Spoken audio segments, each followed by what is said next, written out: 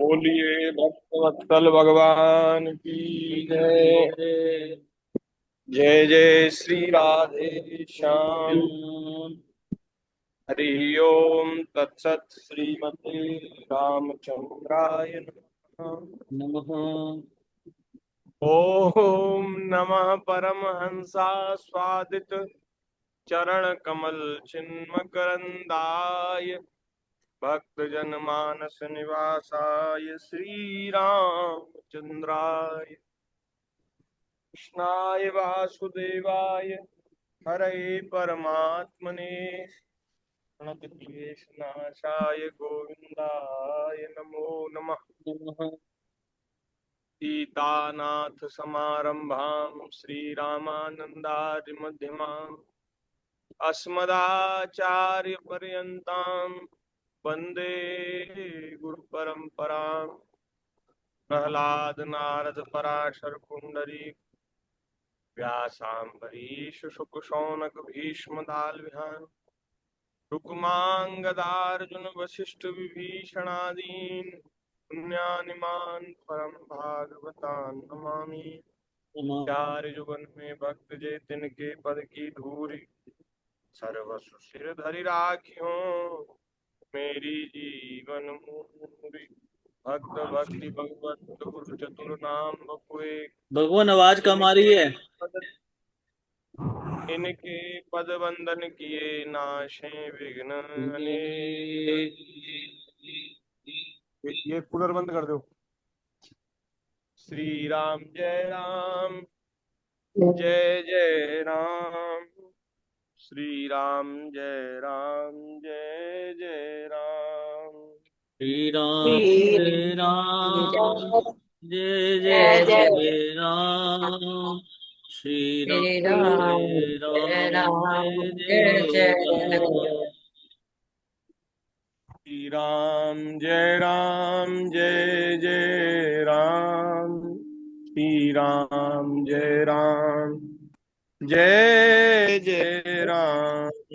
श्री राम जय राम जय जय जय जय राम। श्री श्री राम राम जय राम जय जय राम। सीताराम जय सीताराम। सीताराम जय सीताराम। सीता सीताराम जय सीताराम। सीता सीताराम जय सीताराम। राधे श्याम जय राधे श्याम। राधे श्याम जय राधे श्याम। राधे श्याम जय राधे श्याम। राधे श्याम जय राधे श्याम। जय जय श्यामा जय जय श्याम। जय जय श्री वृंदावन धाम। जय जय श्यामा जय जय श्याम। जय जय श्री वृंदावन धाम। श्री राम जय जय राम। श्री राम जय जय राम। श्री राम जय जय राम। श्री राम जय जय राम। बोलिए श्री सीतारामचंद्र भगवान की जय। जय श्री वृंदावन बिहारी लाल की जय। जय श्रीमद्भागवत महापुराण की जय। जय श्री सुखदेव जी महाराज की जय। जय श्री भगवान वेद व्यास जी महाराज की जय। जय श्री सद्गुरुदेव भगवान की जय। जय सब संत हरि भक्तन की की जय। जय। जगत जननी पूजा गौ माता की जय। जय जय जय श्री राधे। राधे श्याम। जय जय श्री सीताराम। जय श्री सीताराम। हर हर महादेव। महादेव की जय। नारायण नारायण नारायण। असंख्य कल्याण गुणगण निलय, कारण करुणा वरुणालय, सच्चिदानंद घन मूर्ति, आनंद कंद भगवान, भक्त वत्सल शरणागत वत्सल श्री ठाकुर जी की, श्री वृंदावन बिहारिणी बिहारी जी की अतिशय कृपा और करुणा से हम सभी को श्रीमद् भागवत जी की मंगलमयी कथा कहने और सुनने का यह परम दुर्लभ अवसर प्राप्त हो रहा है। हम लोग सब बड़े भाग्यशाली हैं। श्रीमद् भागवत जी में एकादश स्कंध में हम लोग भगवान श्री कृष्ण उद्धव संवाद को श्रवण कर रहे हैं। तो नारायण, श्री उद्धव जी महाराज 19वां अध्याय, 18 अध्याय की चर्चा हो चुकी है। 19वें अध्याय में यम नियम और भक्ति योग का वर्णन है। तो श्री उद्धव जी महाराज के प्रश्न पूछने पर श्री ठाकुर जी ने उनको वह प्रसंग सुनाया है, वह संवाद सुनाया है जब श्री युधिष्ठिर जी महाराज भीष्म पितामह के समक्ष धर्म उपदेश, ज्ञान का उपदेश लेने के लिए कुरुक्षेत्र में जब भीष्म पितामह सरसैया पर पड़े थे, बाणों की सैया पर, तब ठाकुर जी भी गए, युधिष्ठिर जी भी गए, सब पांडव गए। तो उस समय जो भीष्म पितामह ने जो उपदेश दिया है, वह उसी को केंद्र में रख करके भगवान उद्धव जी को सुना रहे हैं, ज्ञान वैराग्य की चर्चा सुना रहे हैं। और फिर भक्ति योग की बात सुनाई है। भगवान कह रहे हैं कि हे उद्धव जी, वैसे तो मैंने पहले भी आपसे भक्ति योग का वर्णन कर दिया है, लेकिन आप दोबारा से पूछ रहे हैं, तुम्हारी बहुत प्रीति है उसमें, भक्ति योग में, इसलिए मैं तुम्हें पुनः बताता हूं। जो मेरी भक्ति प्राप्त करना चाहता है वह मेरी अमृतमयी कथा में श्रद्धा रखे। भगवान की भक्ति को प्राप्त करने का सबसे महत्वपूर्ण साधन है भगवान की कथा श्रवण, कथा सुनना, कहना, कथा का मनन करना, भगवान की लीलाओं का स्मरण करना। इसी से भक्ति प्राप्त होती है। श्रद्धामृत कथायाम में सस्वन मदनुकीर्तनम परिनिष्ठा च पूजायाम स्तुति भी स्तवनम मम। जो भक्ति की प्राप्ति करना चाहता है वह मेरी कथा में श्रद्धा रखे। आहा, बहुत हृदय में बहुत श्रद्धा हो, आदर हो कथा के प्रति, कि हमारे प्यारे श्री ठाकुर जी की कथा है, उनकी चर्चा है। और महाराज, कथा जब श्रद्धा श्रद्धा से युक्त होकर के सुनी जाती है, तभी वह कथा लाभकारी होती है, वही मंगल करने वाली होती है। नहीं तो कथा में बैठने पर भी, कथा सुनने पर भी उसका वह लाभ हमको प्राप्त नहीं होता जो होना चाहिए। तो बहुत श्रद्धा से, बहुत आदर से। अभी अभी हमारे पूज्य गुरुदेव भगवान एक संत श्री गोवर्धन में विराजते थे, बहुत उच्च कोटि के संत हुए हैं, श्री पूज्य श्री पंडित गया प्रसाद जी महाराज। उनका अभी महाराज जी एक प्रसंग सुना रहे थे, उनका एक संस्मरण सुना रहे थे कि एक बार उनके पास कोई साधक आया। उसने कहा कि बाबा, श्री हनुमान प्रसाद पोद्दार जी महाराज ने भगवान श्री कृष्ण की बाल लीलाओं पर कुछ प्रवचन किया था, तो वह प्रवचन जो है टेप रिकॉर्डर में उपलब्ध है। उसको रिकॉर्ड कर लिया गया था, उसको टेप रिकॉर्डर में आप सुन सकते हैं, अगर आप सुनना चाहें तो वो उपलब्ध हो सकता है। तो बाबा ने कहा कि भैया, ये तो बहुत अच्छी बात है, हमारे प्यारे जय जय की, प्राण प्यारे की चर्चा और बाल लीला, बाबा जो हैं वो वात्सल्य भाव के ही उपासक थे। भगवान श्री कृष्ण के प्रति उनका वात्सल्य भाव था, तो बाल लीला सुनने के लिए उनका चित्त जो है वो मचल गया। उन्होंने कहा कि हाँ जरूर सुनेंगे, क्यों नहीं सुनेंगे। तो महाराज बाबा ने कहा देखो भाई, हम तो संग्रह रखते नहीं, कुछ रखते नहीं अपने पास, तो तुम ऐसा करो कि तुम हमें रोज सुना जाया करो, टेप रिकॉर्डर लाया करो, और घंटा भर 2 घंटा जितना समय हो उतनी देर हम सुना करें, फिर टेप रिकॉर्डर ले जाया करो, और फिर दोबारा से दूसरे दिन भी ऐसा ही किया करो। तो महाराज वह जब व्यक्ति लाए टेप रिकॉर्डर, तो बाबा ने कहा कि 1 मिनट रुको भाई।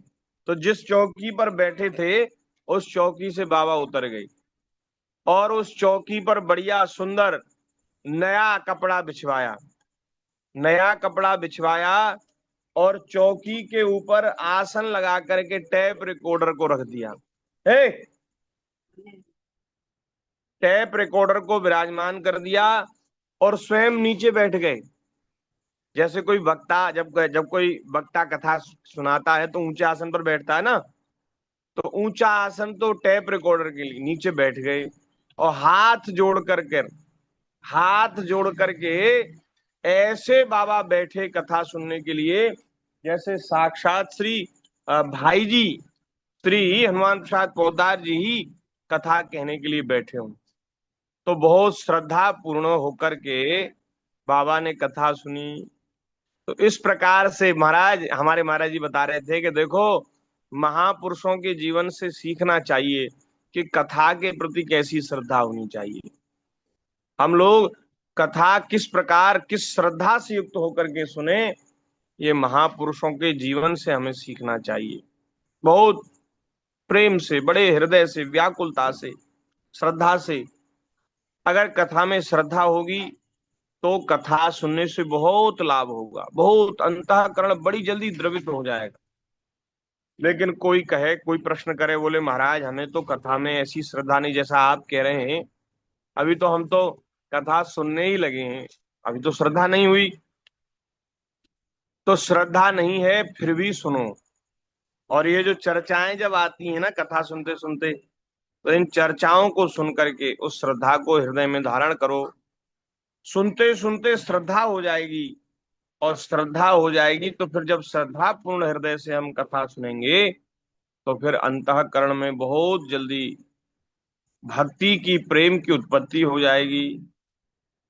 तो महाराज निरंतर, भगवान कह रहे निरंतर मेरे गुण लीला और नामों का संकीर्तन करे। भगवान के नामों का, लीलाओं का, गुणों का संकीर्तन, भगवान की कथा कहना, भगवान के गुणों की चर्चा करना, ये गुणों का कीर्तन है, लीला का कीर्तन है। और नाम का कीर्तन तो हम सब करते ही हैं, श्री राम जय जय राम, ये नाम का कीर्तन है। श्री राम जय जय, इस प्रकार से जब हम ऊंचे स्वर में गाते हैं, गुनगुनाते हैं, तो नाम का कीर्तन है। और भगवान कह रहे हैं मेरी पूजा में अत्यंत निष्ठा रखे, और स्तोत्रों के द्वारा मेरी स्तुति करें। भगवान की स्तुति भी करना चाहिए, स्तुति से भगवान बड़े प्रसन्न होते हैं, भगवान की स्तुति भी करनी चाहिए। अगर हमें हमसे अगर संस्कृत में स्तुति अगर करना आता हो, तो संस्कृत के स्तोत्रों द्वारा स्तुति करें। और नहीं तो महाराज रामचरितमानस में भी बड़ी सुंदर सुंदर स्तुतियां हैं, बहुत सुंदर स्तुति हैं। उन स्तुतियों को कागज पर लिख ले, और उनको बांच करके भगवान की स्तुति करे, और भाव से, ऐसे नहीं केवल पढ़ देना, उनका जो अर्थ है उस अर्थ का अनुसंधान पूर्वक भगवान की स्तुति करनी चाहिए। भगवान की स्तुति से भगवान बड़े प्रसन्न होते हैं। क्योंकि देखो, किसी को प्रसन्न करना हो ना, तो उसकी प्रशंसा तो करनी चाहिए, उसको उसकी बड़ाई तो करनी चाहिए। बड़ाई करेंगे तभी तो प्रसन्न होगा कोई। तभी तो प्रकट होगा कि आपका उनके प्रति क्या भाव है। भाई, हम किसी को अपना भाव प्रदर्शित करना चाहें तो बिना बोले, बिना कहे हम कैसे भाव प्रकट करेंगे? हैं? तो जब जब हम किसी से मिलते हैं तो कहते हैं, बोले महाराज आपके बारे में बहुत सुना है ऐसे ही कहते हैं ना। किसी को प्रभावित करना हो, किसी को प्रसन्न करना हो, आपके बारे में बहुत सुना है, आपने ये अच्छा कार्य किया और इस प्रकार से आपने ये बहुत बढ़िया कार्य किया। तो इस प्रकार से जब हम उसके गुणों को और उसके जो अच्छे काम हैं उनका स्मरण उनको कराते हैं, तो वो समझ जाते हैं कि इनकी हमारे में बड़ी श्रद्धा है। तो ऐसे ही जब भगवान के दिव्य गुणगण, और ठाकुर जी तो गुणों के खजाने हैं महाराज, गुणों के निधान हैं। अच्छा, भगवान के ही गुण सच्चे हैं और सब गुण तो झूठे हैं। दुनिया वालों के तो सब गुण झूठे हैं, लेकिन भगवान के गुण सब सच्चे हैं। दुनिया के गुण तो ऐसे हैं कि महाराज उनका काम निकलता है तो बहुत अच्छे हैं सब, और यदि स्वार्थ पूर्ति हो जाए तो फिर महाराज कोई हमसे ठीक बात बात भी नहीं करेगा सही से। तो बड़े बड़े जो जो लोग होते हैं गुणवान, वो महाराज उनके गुण जो हैं, और देखो कभी गुण कोई गुण हो और वह कभी तो बहुत प्रभावशाली रहता है और कभी बिल्कुल नहीं रहता। तो अब जो गुण सदैव रहे उस गुण को तो न, ऐसा होता है ना कि कभी तो हृदय में बड़ी दया उत्पन्न हो जाती है और कभी बिल्कुल हृदय द्रवित नहीं होता। कभी तो महाराज हम क्रोध को सहन कर जाते हैं और कभी बहुत भारी क्रोध आ जाता है। कभी तो हम एकदम निर्लोभी हो जाते हैं, कभी बहुत भारी लोभी हो जाते हैं। तो इस प्रकार से हमारे गुण आते जाते रहते हैं। तो इसलिए हमारे गुण सच्चे नहीं हैं, भगवान के गुण सच्चे हैं। तो भगवान के गुणों का गान करके, भगवान के दिव्य प्रभाव का, भगवान के दिव्य स्वभाव का ठाकुर जी के सामने कहकर उनको सुनाना चाहिए। उससे भगवान बड़े प्रसन्न होते हैं। मेरी सेवा पूजा में प्रेम रखे और सामने साष्टांग लौट करके प्रणाम करे। मेरे भक्तों की पूजा मेरी पूजा से भी बढ़कर करे। मेरी पूजा से अधिक अधिक मेरे भक्तों की पूजा करे, भगवान के वाक्य हैं। मेरी सेवा पूजा करे, प्रणाम करे, और यदि मेरी पूजा के समय कोई वैष्णव आ जाए, भक्त आ जाए, तो फिर महाराज भगवान कह रहे मेर मुझसे भी ज्यादा आदर उनका करे। मद भक्त पूजाभ्यधिका सर्वभूतेषु मन्मति, और सभी प्राणियों में मेरा ही दर्शन करे। ये भगवान को प्रसन्न करने का उपाय है। अपने एक एक अंग की चेष्टा केवल मेरे ही लिए करे। हमारा पूरा शरीर, हाथ, मुंह, कान, नाक, आंख, पैर, सारा शरीर, सब इंद्रियां भगवान की सेवा में लग जाएं। कैसे? पैर जो है भगवान के तीर्थों में जाकर के वहां भ्रमण करें, परिक्रमा करें। हाथ जो है भगवान की सेवा करें, भगवान के विग्रहों की, भगवान की मूर्ति की, और महाराज साधु की, ब्राह्मण की, गाय की, ये भी भगवान की विभूति हैं। तो हाथ से हम इनकी सेवा करें, और आंख से भगवान की मूर्ति का दर्शन करें, भगवान के भक्तों का दर्शन करें, भगवान के जो श्री विग्रह हैं तीर्थों में उनका दर्शन करें। ये आंख की महिमा है, आंख की शोभा है। और कान से भगवान की कथा सुने, नाक से भगवान के अधरामृत की सुगंध सूंघे, भगवान के चरणों में चढ़ी हुई तुलसी और पुष्प उनकी दिव्य सुगंध नासिका से ग्रहण करें। ठाकुर जी को समर्पित किया हुआ इत्र उसको सूंघे। इस प्रकार से अपनी सब इंद्रियों को भगवान की सेवा में लगा दें। वाणी से मेरे गुणों का गान करे और अपना मन भी मुझे अर्पित कर दे, और सर्व काम विवर्जनम। और जब इस प्रकार से मन मुझ में लगा दे तो फिर सारी कामनाओं को त्याग दे, एक केवल एक ही कामना रह जाए। अब कछु नाथ ना चाहिए मोरे, दीन दयाल अनुग्रह तोरे। बोले क्या चाहते हो? बोले प्रभु अब और कुछ नहीं चाहिए, पर आपके चरणों में हमारा प्रेम हो। जन्म जन्म आपके ही चरणों में हमारा प्रेम हो। न धनम न जनम न सुंदरीम कविताम बा जगदीश कामये। मम जन्मनीश्वरे, आपके चरणों में ही हमारा अनुराग हो। जहां जहां जिस जिस योनि में जाएं, वहां वहां आपके चरणों में प्रेम हो। चहो न सुगति सुमति संपत्ति कछु रिधि सिधि विपुल बड़ाई। हेतु रहित अनुराग राम पद बड़ अनुदिन अधिकाई। सीताराम चरण रति मोरे अनुदिन बड़ऊ अनुग्रह तोरे। अर्थ न धर्म न काम रुचि गति न चहो निर्वाण। जन्म जन्म रति राम पद यह वरदान न आन। जन्म जन्म में राम जी के चरणों में, भगवान के चरणों में हमारा प्रेम हो और कोई कामना हृदय में न रहे। भगवान कह रहे हैं मेरे लिए धन भोग और प्राप्त सुख का भी परित्याग कर दे। त्याग कर दे। त्याग भगवान को बहुत प्रिय है। जो भगवान के लिए अपने सुख का त्याग करते हैं, भगवान के लिए अपने सुख का त्याग करते, भगवान की प्रसन्नता के लिए, ठाकुर जी उनके ऊपर रीझ जाते हैं। आह, भगवान उनके ऊपर बहुत प्रसन्न होते हैं जो भगवान के लिए त्याग करते हैं। पर त्याग भी केवल भगवत प्रीत्यर्थ ही होना चाहिए, दिखावे के लिए नहीं होना चाहिए, भगवान की प्रसन्नता के लिए होना चाहिए। ठाकुर जी बस में हो जाते महाराज।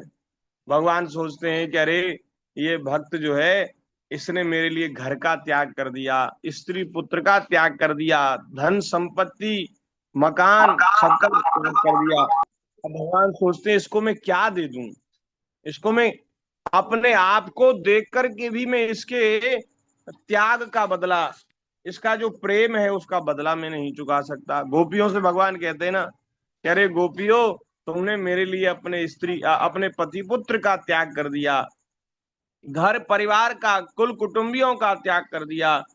मैं तुम्हारे प्रेम का ऋणी हूं और जन्म जन्म ऋणी ही रहूंगा। मैं तुम्हारा बदला नहीं चुका सकता, तुम्हारे प्रेम का बदला। बहुत ठाकुर जी उसके ऋणी हो जाते। तुम्हारा त्याग से भगवान बड़े प्रसन्न होते हैं। तो धन का, भोगों का और सुखों का भी परित्याग भगवान के लिए कर देना चाहिए। और जो कुछ यज्ञ दान हवन जप व्रत और तप किया जाए वह सब मेरे लिए ही करे। जो मनुष्य इन धर्मों का पालन करते हैं और मेरे प्रति आत्म निवेदन कर देते हैं, उनके हृदय में मेरी प्रेममयी भक्ति का उदय होता है। और जिसे मेरी भक्ति प्राप्त हो गई है उसके लिए और किसी वस्तु का प्राप्त होना शेष नहीं रह जाता। वाह, जिनको भगवान की भक्ति मिल गई उनको सब कुछ मिल गया। फिर उनको प्राप्त करने के लिए संसार में फिर दूसरी कोई चीज बची नहीं, सब कुछ प्राप्त हो गया। इस प्रकार धर्मों का पालन करने से चित्त में जब सत्वगुण की वृद्धि होती है और वह शांत होकर आत्मा में लग जाता है, उस समय साधक को धर्म ज्ञान वैराग्य और ऐश्वर्य स्वयं ही प्राप्त हो जाते हैं। इस प्रकार भगवान ने भक्ति योग की बात बताई है। अब श्री उद्धव जी महाराज ने यम नियम सम दम के बारे में पूछा है, तो उसका उत्तर भगवान क्रमशः दे रहे हैं। आप ध्यान से सुनिए, यम नियम क्या होते हैं। तो भगवान ने कहा यम 12 होते हैं। 12 गुणों को यम कहते हैं। अहिंसा, सत्य, अस्ते, अस्ते माने चोरी न करना, असंगता, असंगता माने एकांत में वास करना, असंग होना, आसक्ति रहित होना, भीड़ भाड़ से बचना, लज्जा, असंचय, असंचय माने आवश्यकता से अधिक संग्रह न करना, जितना जितने में गुजारा हो जाए उतना ही जोड़ जोड़ कर रखना, बहुत ज्यादा इकट्ठा न करना। आस्तिकता, ब्रह्मचर्य, मौन, स्थिरता, क्षमा और अभय, ये महाराज 12 यम हैं। और नियमों की भी संख्या 12 है। नियम कौन से हैं? जप, तप, हवन, श्रद्धा, अतिथि सेवा। कोई अतिथि अभ्यागत आ जाए तो उनकी सेवा, मेरी पूजा, भगवान की पूजा, ये नियम है। तीर्थ यात्रा, तीर्थ यात्रा भी नियम है। परोपकार की चेष्टा करना, दूसरे का हमारे से हित हो जाए, मंगल हो जाए। संतोष और गुरु सेवा, ये महाराज 12 जो हैं ये नियम हैं। ये सकाम और निष्काम दोनों प्रकार के साधकों के लिए उपयोगी हैं। जो इनका पालन करते हैं उन्हें भोग और मोक्ष सब प्राप्त हो जाता है। और महाराज बुद्धि का मुझ में लग जाना ही शम है। भगवान कहते हैं बुद्धि का मुझ में लग जाना ही शम है। इंद्रियों का संयम जो है उसका नाम दम है।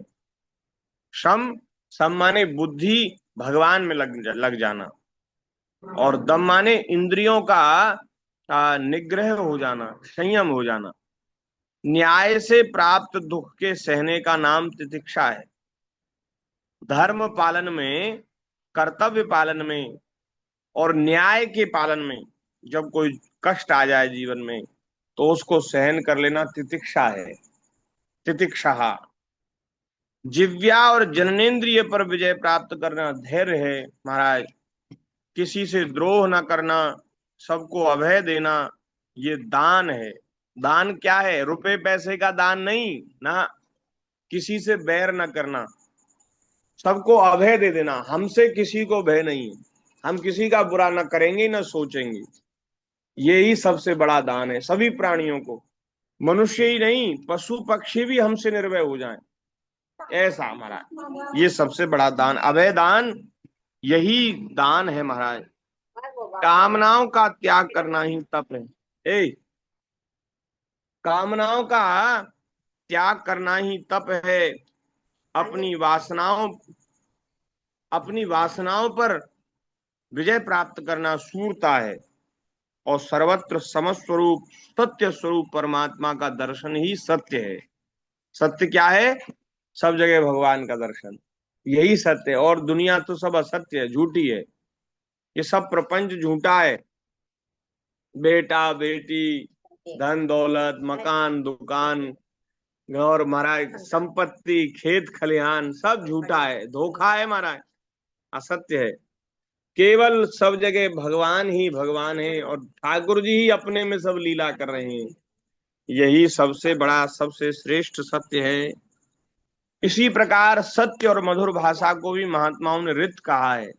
रित माने सत्य बोलना और कम बोलना, और जितना बोले उतना मीठा बोलना, कठोर न बोलना, इसको रित कहते हैं। और महाराज कर्मों में आसक्त ना होना ही शौच है। कामनाओं का त्याग ही सच्चा सन्यास है। धर्म ही मनुष्यों का अभिष्ट धन है। बोले धन क्या है? बोले धर्म ही धन है। जहां धर्म है वहां सब संपत्ति रहती है, और जहां धर्म नहीं है वहां संपत्ति आई हुई भी नष्ट हो जाती है। और महाराज जो आने वाली है वो रुक जाती है।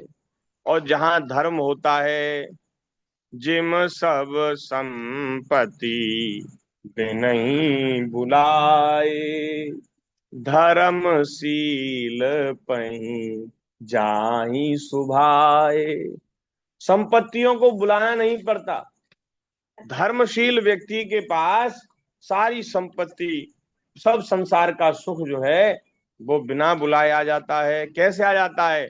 जैसे महाराज नदियां बड़े जोर से, वेग से बह बह करके समुद्र में मिलती हैं। समुद्र कोई निमंत्रण थोड़ी देता नदियों को, आओ मुझ में मिलो, नहीं। समुद्र को नदियों की जरूरत ही नहीं, लेकिन नदियां फिर भी समुद्र की ओर बहती हैं, वेग से जाती हैं, समुद्र में मिल जाती हैं।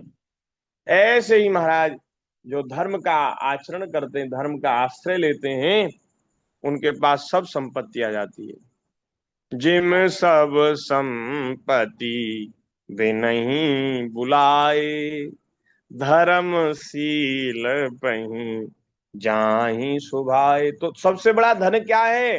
धर्म ही सबसे बड़ा धन है। इसलिए धन कमाने में कभी धर्म का त्याग मत करो, धर्म का आश्रय लो। धर्म रहेगा तो धन तो पीछे अपने आप आएगा, खूब आएगा। और महाराज, मैं परमेश्वर ही यज्ञ हूं। यज्ञ क्या है? बोले मैं ही यज्ञ हूं। ज्ञान का उपदेश देना ही दक्षिणा है। प्राणायाम ही सबसे श्रेष्ठ बल है। मेरा ऐश्वर्य ही भग है। मेरी श्रेष्ठ भक्ति ही उत्तम लाभ है। बोले संसार में सबसे बड़ा लाभ क्या है?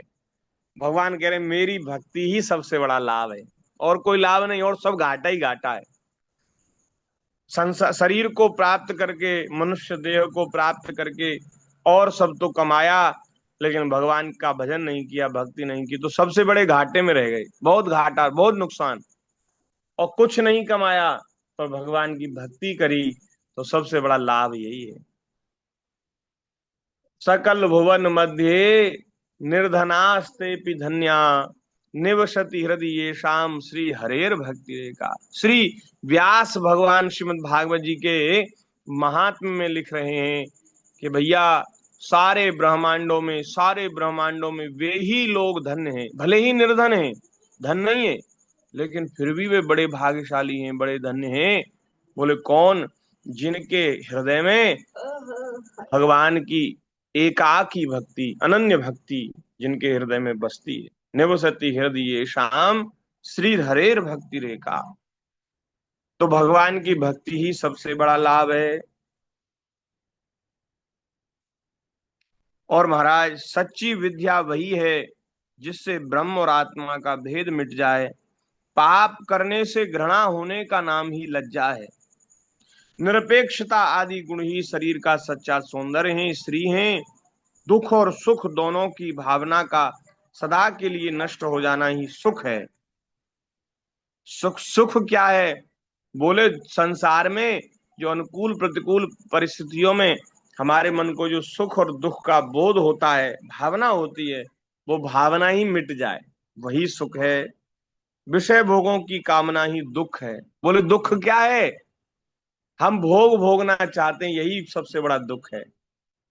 संसार के विषयों को भोगना चाहते हैं, यही महाराज दुख है। पंडित कौन है?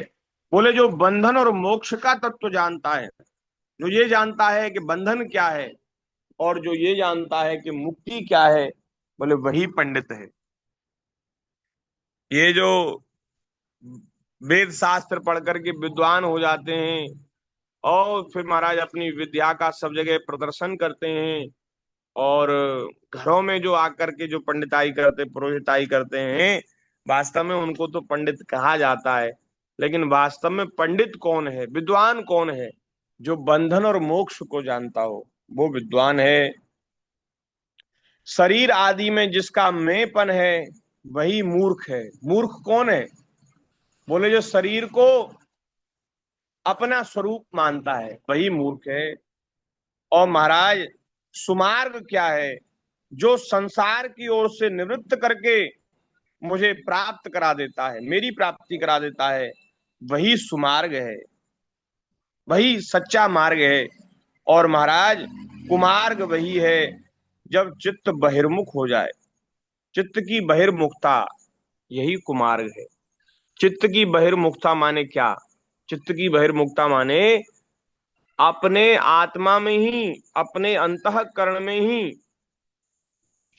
सच्चा सुख बैठा है, विराजमान है, लेकिन हम सुख की तलाश में इधर उधर घूम रहे हैं, बहिर्मुख हो रहे हैं, बाहर देख रहे हैं, बाहर की ओर दुनिया को, यहाँ दौड़ रहे हैं, वहां दौड़ रहे हैं, ये चाहते हैं, वो चाहते हैं। इसी को बहिर्मुखता कहते हैं। अंतर्मुखता माने अपने आप को प्राप्त करके अपने आत्मा में रमण करने लग गए और एकदम शांत हो गए, संतुष्ट हो गए, बाहर से कुछ चाहिए नहीं, कहीं जाना नहीं, कहीं आना नहीं, और महाराज बस अपने आत्मा में ही लीन रहना, रमण करना, इसको अंतर्मुखता कहते हैं। सत्वगुण की वृद्धि स्वर्ग है, और हे सखे तमोगुण की वृद्धि ही नरक है। स्वर्ग क्या है? बोले हृदय में सत्वगुण बढ़ जाए। हाँ, जब हृदय में सात्विकता बढ़ती है ना, तो महाराज अपने आप से ही सुख मिलता है। ऐसे विचार सुंदर प्रकट होते हैं हृदय में, मन में, कि आपको कुछ करना नहीं, बैठे ही बैठे आप सुखी हो जाएंगे जब सात्विकता बढ़ती है।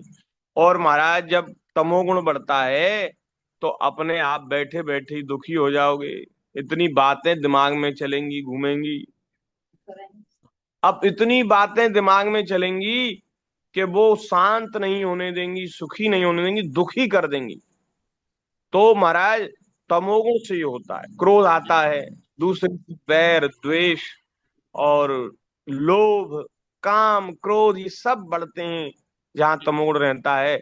और तमाम प्रकार के महाराज मन में ऐसे भाव उत्पन्न होते हैं जो जीव को अशांत दुखी कर देते हैं। तो भगवान नरक वही नरक है, वही नरक है कि तमोगुण बढ़ जाए। और महाराज स्वर्ग क्या है? स्वर्ग है सात्विकता बढ़ जाए, हृदय एकदम पवित्र हो जाए, मलिन जो वासनाएं हैं, मलिन जो भावनाएं हैं, वो सब हृदय से निकल जाएं। और बस अब जब भगवान की ओर चित्त की गति हो जाए तो समझो स्वर्ग की प्राप्ति हो गई। ऐसा लगता है ना कभी कभी, अरे महाराज इतना सुख मिला के स्वर्ग में आ गए, ऐसा लगा। तो ये सात्विकता बढ़ना यही स्वर्ग है। इतनी बढ़िया बात आज भगवान बता रहे हैं। बोले भाई बंधु कौन है? सच्चे भाई बंधु गुरु हैं। गुरु कौन है? और बोले गुरु वह है जो अज्ञान से निकाल करके ज्ञान की ओर ले जाए, संसार से निकाल करके परमात्मा की ओर ले जाए, वो गुरु है। और गुरु ही सच्चा भाई बंधु है। और वह गुरु रूप में भगवान कह रहे हैं, वे गुरु रूप में मैं ही हूं। जो भगवान की बात बतावे, जो भगवान की ओर ले जाए, वो समझो भगवान ही है। यह मनुष्य शरीर ही सच्चा घर है, और सच्चा धनी वह है जो गुणों से संपन्न है, जिसके पास गुणों का खजाना है महाराज, वही सच्चा धनी है। जिसके चित्त में असंतोष है, अभाव का बोध है, वही दरिद्र है। दरिद्र कौन है? धन का अभाव है वो कम दरिद्र नहीं है, उसको गरीब कह सकते हैं आप, निर्धन कह सकते हैं। लेकिन दरिद्र वो है जो असंतुष्ट है। आहा, ये अंबानी अडानी भी दरिद्र हैं। अब ये बुरा माने तो माने, पर इनको महाराज संतोष नहीं हुआ। भले ही इन्होंने बहुत रुपया कमा लिया, लेकिन फिर भी उस अपनी आ, संपत्ति को प्राप्त करके ये धन्यता का अनुभव नहीं कर रहे हैं। ये नहीं सोच रहे हैं कि अब बहुत हुआ, अब भजन करेंगे, ऐसा नहीं सोच रहे, उसको बढ़ाने में लगे, असंतुष्ट हैं।